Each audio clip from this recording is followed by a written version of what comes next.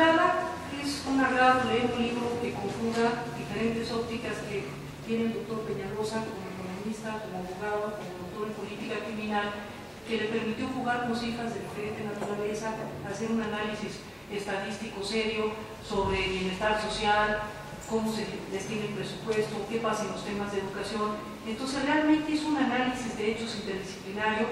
El diagnóstico que no hizo Calderón se lo adelantó en las páginas el doctor Peñalosa. Dice, y después del modelo policiaco, que seguramente la palabra policiaco está utilizada como un concepto que tiene por ahí una cierta ironía. Yo diría, y después del modelo de la fuerza, ¿qué? Porque van a pagar los platos rotos por igual las Fuerzas Armadas y las policías federales, estatales y municipales. Pero centrémonos en el nivel federal. Como el mismo autor señala, el reparto de platos rotos ha sido diferente, incluso la aportación presupuestal a unos y otros ha sido diferente. Se ha habido un consentido en materia presupuestal en el sexenio de Calderón después de que le declara la guerra al crimen organizado como una forma de ganar la gobernabilidad, de ganar la legitimidad que no le dieron las urnas, pues se ha habido un privilegiado en la Secretaría de Seguridad Pública Federal. Quiero empezar citando una frase del propio doctor Peñalosa en su página 113. Dice, la improvisación, 113, la improvisación, la visión parcial, la competencia abusiva, el sabotaje interno y los golpes bajos son los signos distintivos que se practican en un gabinete, el gabinete de seguridad, donde la mediocridad brilla como nunca. Para demostrar que no es una frase que se le haya ocurrido a él, una mera ocurrencia de su parte, nos cita después algunos datos de Wikileaks y una confesión que hizo el presidente Aznar, donde sustenta lo que estaban mencionando. En el caso de Wikileaks, se filtraron algunos cables donde funcionarios de seguridad del gobierno de los Estados Unidos estaban aterrados por la falta de coordinación de sus contrapartes mexicanas. Ahí están los cables de Wikileaks, se filtraron y decían los norteamericanos, bueno, estos son incapaces de ponerse de acuerdo.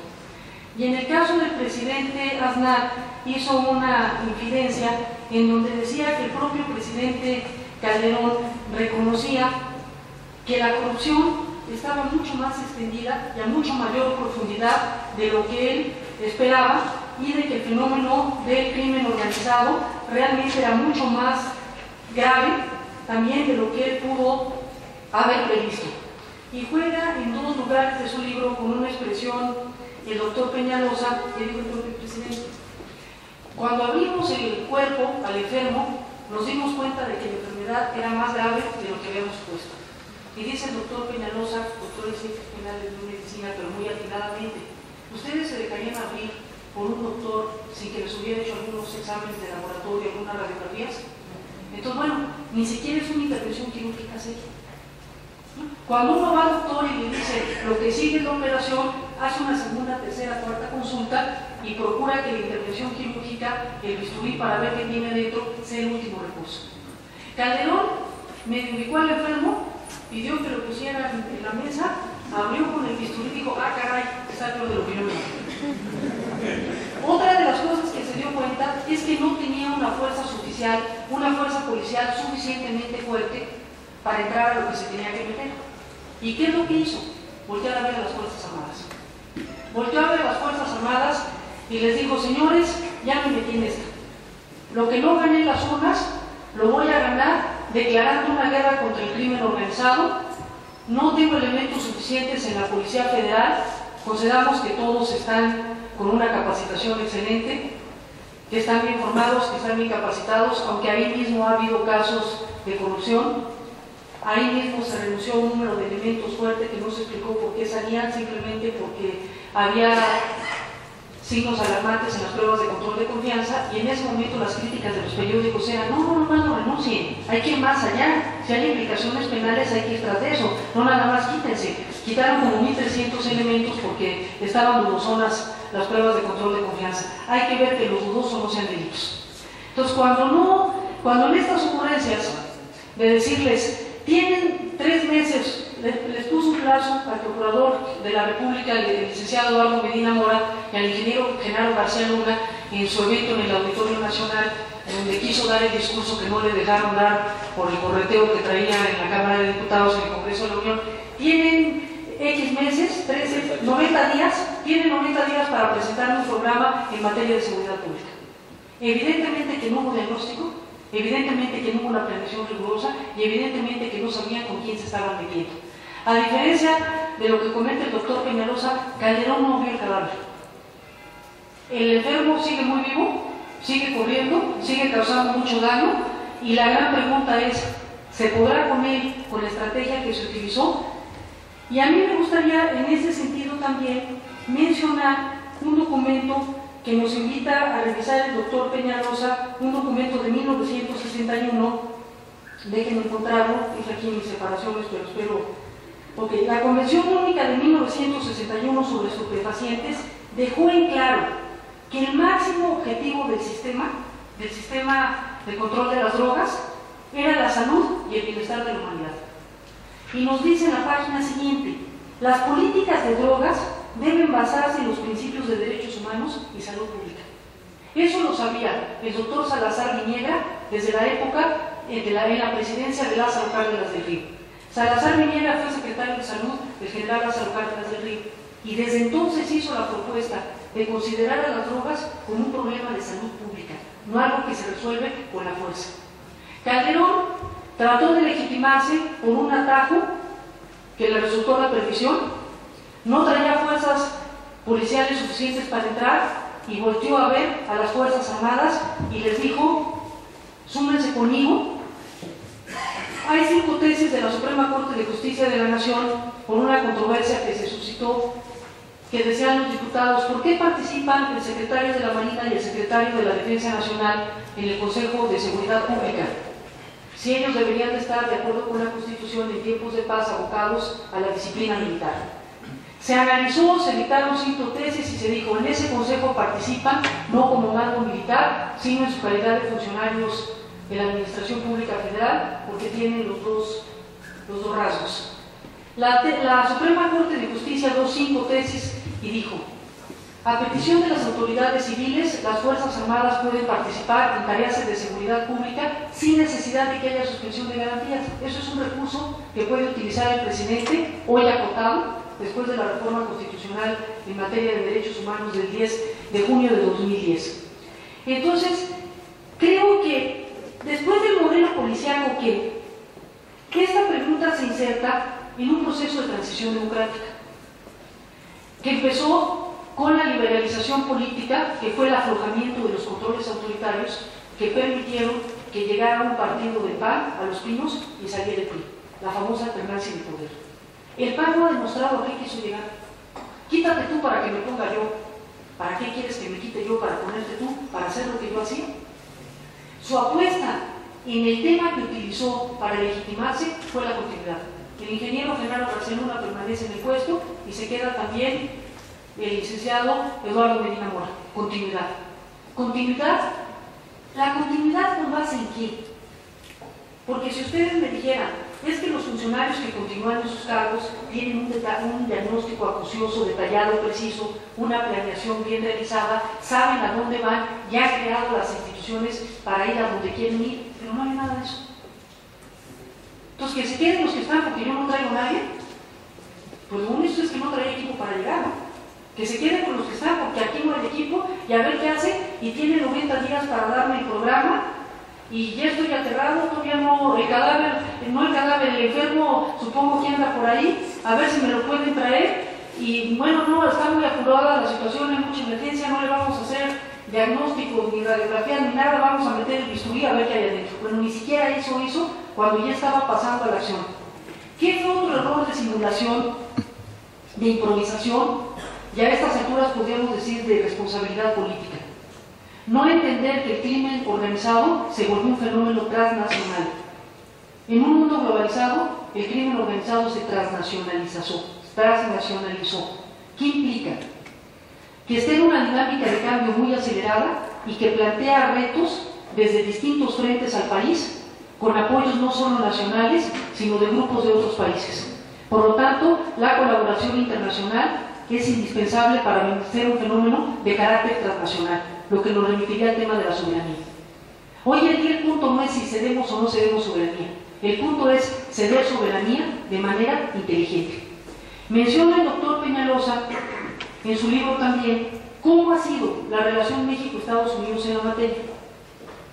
Hoy ustedes pudieron leer las noticias donde están angustiados los senadores de los Estados Unidos diciendo: los candidatos en México no querrán continuar con la guerra contra el crimen organizado tal y como la planteamos nosotros, aunque ha habido unas modificaciones en la administración de Obama que ya se está centrando un poco más en el consumo, pero sigue siendo un modelo centrado en la oferta y de forma punitiva, no en el consumo. Y México se ha plegado, pero no con calidad, simplemente se ha plegado a los dictados de Estados Unidos porque ni siquiera lo hacemos con los estándares que las propias autoridades norteamericanas querrían de nosotros. Ya ha habido excesos de un lado y de otro. Ahí está el operativo Rápido y Furioso, está la puerta de la extradición abierta, lo menciona el doctor Peñalosa, lo que era un orgullo. Si alguien comete un delito en México, se juzga primero en México y hasta que no termine el proceso no se puede ir extraditar. Está a punto de irse la reina del Pacífico, ya se fue porque no le contaron nada. Quisiera referirme, antes de entrar, a quién. Yo dejaré que comente las conclusiones el autor de la obra, qué es lo que él propone en general, y me centraré en comentar qué sigue. ¿Qué sigue para dos protagonistas esenciales de este modelo? Que fueron las Fuerzas Armadas y la Secretaría de Seguridad Pública Federal. La Secretaría de Seguridad Pública Federal tuvo un trato presupuestal mucho más favorable del trato que tuvieron las Fuerzas Armadas. Quienes están al frente de la Secretaría de Seguridad Pública han intentado crear tres modelos policiales. Empezaron a intentar el modelo de la Policía Federal Preventiva en la propia Secretaría de Seguridad Pública, de ahí pasaron a la Procuraduría General de la República, crear AFI, cuando se van queda lo que es hoy la Policía Federal Ministerial muy disminuida y están tratando de tener una Policía Federal, además de que propusieron un modelo de mando único que no resultó, no logró fraguar, e incluso la CONAGO dijo, bueno, no hagamos un mando único a nivel nacional sin utilizar el principio de subsidiariedad y tener mando único a nivel estatal, permitiendo que los municipios que consideren que pueden tener fuerzas policiales suficientemente fuertes y certificadas mantengan el mando. Y los que se den cuenta que están totalmente corrompidos, que no pueden certificar, que entreguen la policía a lo que sería la corporación estatal, lo decidan porque no tienen una policía suficientemente fuerte. Entonces se ha debatido mucho el tema durante estos 6 años, pero no ha habido solución. Las preguntas que se plantearon al inicio del sexenio, incluso como bien narra en uno de sus capítulos el libro del doctor Peñalosa, siguen sin respuesta en los hechos. Él menciona en el capítulo donde analiza qué decían los candidatos en el 2006, pues una serie de ocurrencias contradictorias, incluso en la voz de ellos mismos. Les decían una cosa televisa, presentaban otra, la plataforma electoral, se subían un discurso y decían otra. ¿Qué quería decir? Que no había seriedad para analizar el tema, que estaban abocados a ganar la elección, nada más que cuando ganan la elección, después resulta que es la rifa del tigre, no saben lo que se sacaron. A mí me gustaría que quien llegue a la presidencia de la República, después de la elección del 1 de julio, cuando le estén poniendo la banda presidencial, en un minuto de silencio, se pregunte, algún día me iré, ¿cómo me gustaría ser recordado? 6 años pasan muy rápido, y 6 años en un puesto con ese nivel de complejidad, de peligro, de dificultad, pasan mucho más rápido. Pues que en el momento de ponerse la banda, piense cómo le gustaría ser recordado en el momento de entregarla para que no suceda lo que le está pasando ahorita al presidente Calderón, que siente que está llegando. Le quedan menos de 6 meses, pero está planteando cosas como si estuviera llegando. En realidad ya se va. Pero como nunca se planteó esa pregunta, pues quién sabe en qué se le habrá ido parte de los 6 años. Menciona con mucho detalle el doctor Peñalosa en cifras cuántos policías tenemos, cuántas fuerzas armadas, cuántos estatales, cuántos municipales, si hay capacidad suficiente para que pasen las pruebas de control de confianza todos los elementos o no las pasen. Y ahí yo les podía hablar un poco de mi experiencia incluso personal. Las pruebas de control de confianza son un filtro donde nadie sale, ¿no? Entran 100 y salen 2. Me tocó en un reclutamiento para formar policías ministeriales que pasaba el 2% de los que reclutábamos. Si nosotros necesitábamos integrar a un curso a 150, ¿a cuántos teníamos que convocar para que al final pasaran las pruebas solo 2%? El polígrafo no es un indicador concluyente. Y no me lo crean a mí, créanse a la Academia de Ciencias de los Estados Unidos. La Academia de Ciencias de los Estados Unidos tiene un estudio, incluso presentado en resumen en un PDF que se puede obtener en internet de cuáles son los fines que se le pueden dar al polígrafo. Tiene 3 diferentes usos para medir confiabilidad y qué tan confiables o no confiables son los resultados que arroja el polígrafo. Entonces nosotros estamos empeñados con un modelo de certificación que ha resultado un verdadero cuello de botella. Y pensamos que el problema está en los que van y presentan las pruebas. Allá había de 3. O esas pruebas están diseñadas para que la pasen los suizos, o el crimen organizado está infiltrando las fuerzas del Estado, incluso desde la formación, o simplemente los parámetros están equivocados. Sería sensato ir revisando los parámetros y empezar a revisar el polígrafo y darnos cuenta que estamos apostando a un instrumento que está generando cuellos de botella que hace que el estado de fuerza disminuya en el resto de las corporaciones. No hay policía suficiente en número y se atora muchísimo por las pruebas de control de confianza. No estoy diciendo que entren todos, no estoy diciendo que se acaben las pruebas de control de confianza, estoy diciendo revisar las pruebas, revisar los parámetros de manera seria, porque hay evidencia suficiente que apunta a que eso debiera hacerse. Y les comento, no me lo crean a mí, créanselo a la Academia de Ciencias de los Estados Unidos. Voy a citar ahora 2 citas que pone el doctor Peñalosa en su libro, que se refiere a la pregunta con que yo quisiera cerrar mi intervención para dejar que les platique en detalle las conclusiones a las que llega después de un análisis robusto, detallado, multidisciplinario, el doctor Peñalosa. Guillermo Galván señaló, de los 50.000, 500.000 involucrados en el narcotráfico en todos los ámbitos y niveles, al menos una tercera parte cuenta con antecedentes militares. El secretario estimó que cada año se registran cerca de 20.000 deserciones de las filas castrenses. Cuando uno va a la referencia 134 de esa cita, apareció en el periódico Universal párrafos del documento Panorama General del Ejército y la Fuerza Aérea Mexicana, calificado con carácter de confidencial, citado por el general Guillermo Galván, secretario de la Defensa Nacional, ante legisladores el 3 de diciembre del 2008. No están diciendo cualquier cosa. De los 500.000 involucrados en el narcotráfico en todos los ámbitos y niveles, al menos una tercera parte cuenta con antecedentes militares. Y los Zetas pues tienen antecedentes en gafes.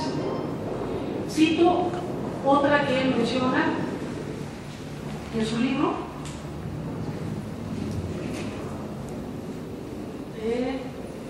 Permítanme.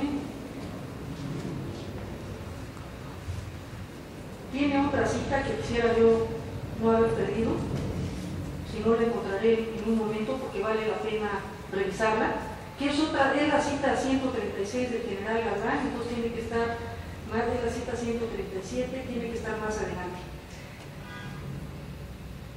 Permítanme. Perdón por haberlo perdido. Dice el secretario Galván, en la cita 134, estaba antes. La degradación de nuestro poder militar es tan notable que en los próximos 5 años este proceso puede tornarse irreversible. Es la cita número 134, referida al final del documento, nos dice, bueno, esta era la del Universal, Panorama General del Ejército, y la primera que leí es la 137, reunión de la dirigencia del PRD y una comisión de senadores del mismo partido con el secretario de la Defensa Nacional.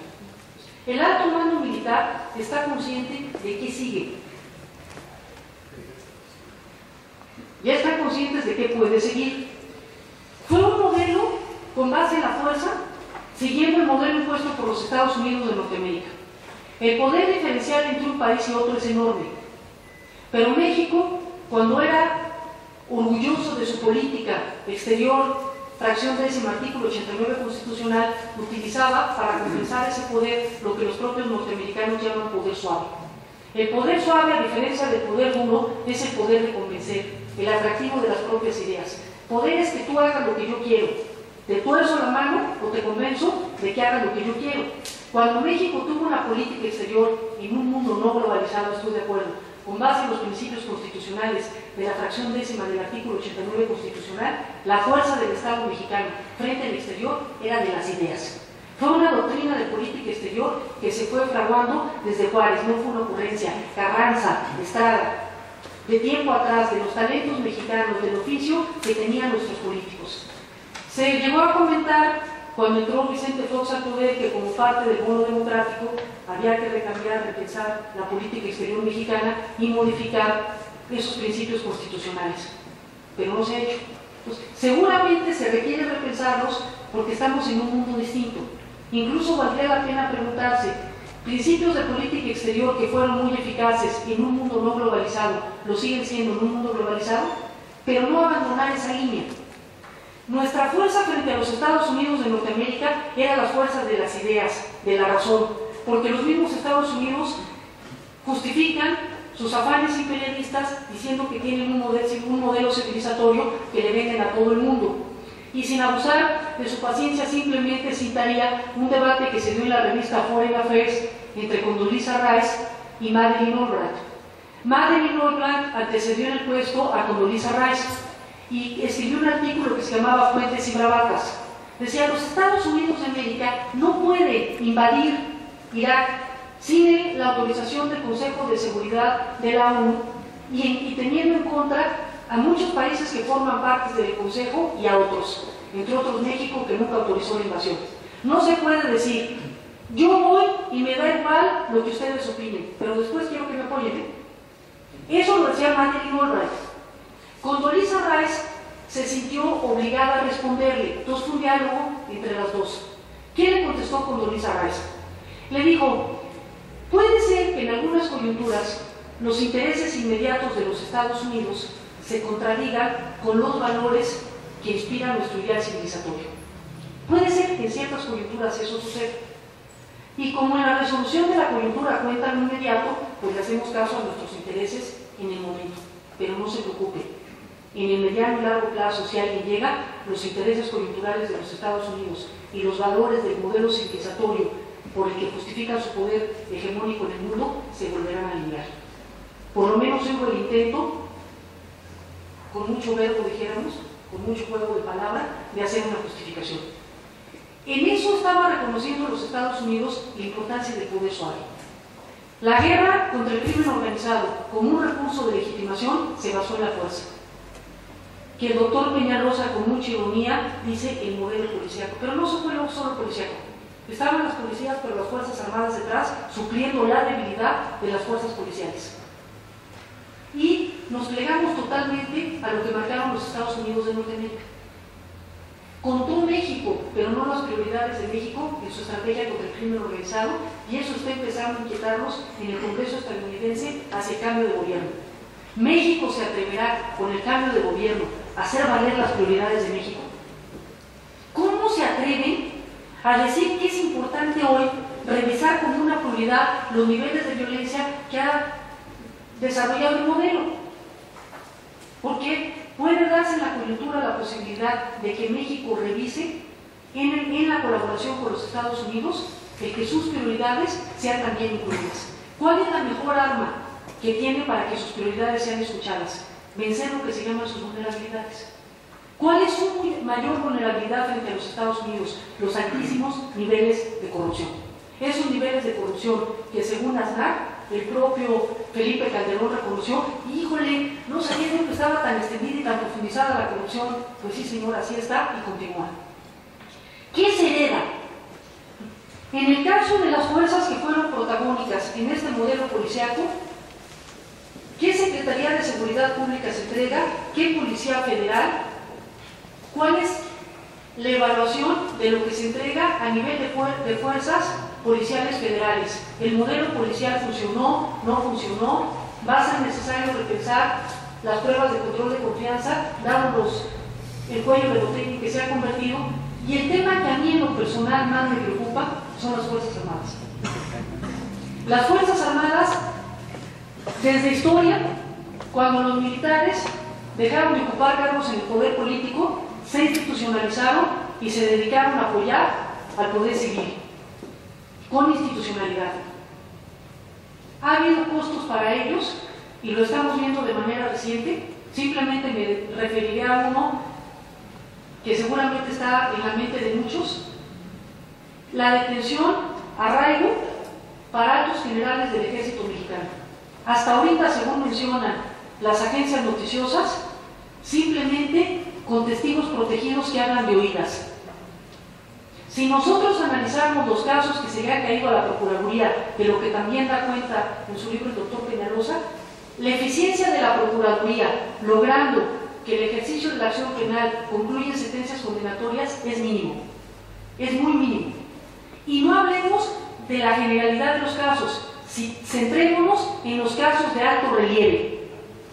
Ha habido muchos diarios de circulación nacional que presentan suplementos, los errores, las pifias de la PGR, mencionando el Jancazo, el Michoacanazo, Greg Sánchez, etcétera, etcétera, etcétera, la extradición de la Reina del Pacífico, que no logran recabar evidencia para construir pruebas suficientes que lleven a la sentencia de alguien, y ahorita veremos si le otorgan el amparo para efectos a Florence Cassés. Y luego se pelea la Procuración de Justicia contra los que se dedican a impartirla, porque no les dan los elementos suficientes y no pueden obtenerse las sentencias condenatorias. ¿Qué va a suceder? Y lo pongo como caso hipotético.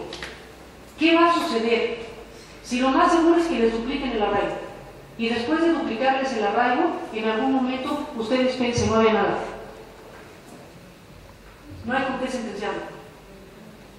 No se tocó a cualquier tipo de figura al interior de las Fuerzas Armadas. Yo tuve el privilegio de pasar un año en una institución militar. Me costó mucho trabajo aprenderme los grados, que seguía de general, brigadier, general de brigada, general de división. Me costaba mucho trabajo y el equivalente de los marinos peor tantito. Pero yo recuerdo que si había un nombre que se mencionaba al interior del ejército y se veía el brillo de orgullo en los ojos de los soldados, era Tomás Ángeles de Aguajara. Cuando yo vuelvo a escuchar el nombre de Tomás Ángeles de Aguajara en lo que anda, digo, estoy en México, es este mismo país, ¿qué está pasando? Fue mi compañero de generación en la 20 antigüedad en el Colegio de Defensa Nacional, el general Escorsi. Entonces dice uno, de 10 años que yo estuve en el Colegio Nacional, ahora, ¿qué sucedió? Aquí no hay ya al punto en que estamos más que de dos, o sentencias claras con evidencia contundente, o si salen, como dirían en el pueblo de mi papá, con inconsistencias, con bateas de babas, el daño institucional es verdaderamente grave.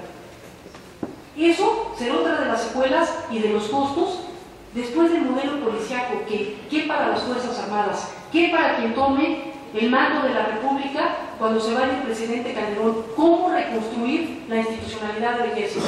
Y cerraría ahora sí ya con esto último.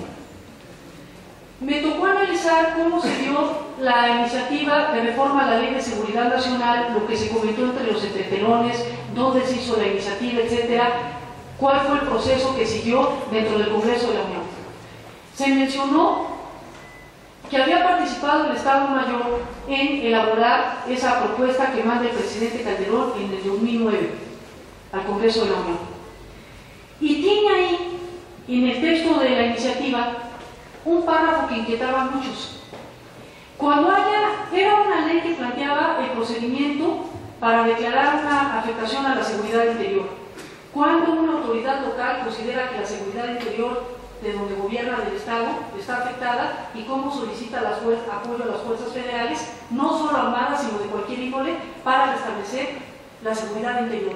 Evidentemente, el mayor riesgo que plantea el crimen organizado, antes de pasar a ser una amenaza a la seguridad nacional, es romper la gobernabilidad, y eso se ubica en el orden interior. Entonces, esa ley trataba de normar ese procedimiento y se decía: los militares, en general marinos militares que participen en la atención a una declaratoria de afectación a la seguridad interior, respetarán los derechos humanos de acuerdo con lo establecido en el protocolo. A ver, quítenle de acuerdo con lo establecido en el protocolo. Los militares están obligados a respetar los derechos humanos. Y si no lo respetan, la siguiente pregunta, en algún momento que ya no fue: si violentan derechos humanos de civiles, ¿quién los va a juzgar? ¿El fuero militar o el fuero civil? Después de la reforma constitucional del 10 de junio del 2010 y de la resolución de la Suprema Corte de Justicia de la Nación con base en el caso de Rosendo Radilla Pacheco del 12 de julio de ese año, una decisión que toma a su vez basándose en una de la Corte Interamericana de Derechos Humanos, se dice: pasaron dos cosas trascendentes para la vida jurídica de este país. Se terminó el fuero militar en el caso de que los militares violenten derechos de civiles. Se acabó. El presidente Calderón, con una gran concesión, pretendió modificar el artículo 57 del Fuero Militar diciendo: los militares que hagan violación, desaparición forzada, desaparición de persona, tortura, serán juzgados por el fuero común. Se adelantó la reforma constitucional del 10 de junio y la propuesta, junto con el efecto que tuvo la resolución de la Corte del 12 de julio. Cualquier militar que violente el derecho de un civil será juzgado por un tribunal civil. Para eso se acabó el fuero militar. Y me da igual el protocolo. El protocolo no es un atenuante de responsabilidad, porque los atenuantes de responsabilidad están en el Código Penal. El protocolo no está establecido en el Código Penal. Podrá ser, si acaso, un instrumento con valor operativo. Si está bien diseñado, el militar que va a tener una declaratoria de afectación a la seguridad interior, lo lee con cuidado bajo el supuesto que está bien diseñado y decide plegar su comportamiento a las pautas de actuación que marque el protocolo, disminuye la probabilidad de violentar derechos humanos, pero si llegara a violentarlos, será juzgado por el fuero civil. Eso, junto con el control difuso de constitucionalidad, fueron las dos consecuencias que se derivaron de la convergencia de la reforma constitucional en materia de derechos humanos del 10 de junio de 2011 y de la reforma constitucional del 12 de julio. Estos dos elementos. Eso es un orden jurídico diferente para la actuación de las Fuerzas Armadas en tareas de seguridad pública. ¿Qué sucedió con la Ley de Seguridad Nacional, donde se permitía darle certidumbre jurídica a la actuación de los militares que participaran en tareas de seguridad pública, en patronal de comisiones en la Cámara de Diputados? Y ese proyecto, ahí se quedará dormir el sueño de los justos después de estos dos acontecimientos y sus consecuencias que les comento. Antes de que sucedieran estos dos acontecimientos, se pretendía, bajo la figura de conferencia, que la analizaran conjuntamente la Cámara de Diputados y la de Senadores. Ahora, habría que preguntarse si se terminó la posibilidad de recurrir al fuero militar para aquellos militares que violenten derechos humanos de civiles. Tendrán que ir invariablemente al fuero civil, pues es la oportunidad de plantearse una ley de seguridad nacional desde otra óptica, desde una óptica más completa. Resuelve muchas de las preguntas que plantea en su libro el doctor Pedro Peñalosa. Su agudeza analítica le permitió plantear una pregunta de gran calado, que da lugar a muchas inquietudes, muchas dudas. Yo planteé alguna.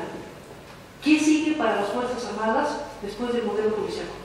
¿Qué sigue para el próximo presidente después de los excesos que se han cometido sin diagnóstico, con base en una serie de ocurrencias y utilizando un recurso que era por demás delicado para remediar una falla de vigilancia? Muchas gracias.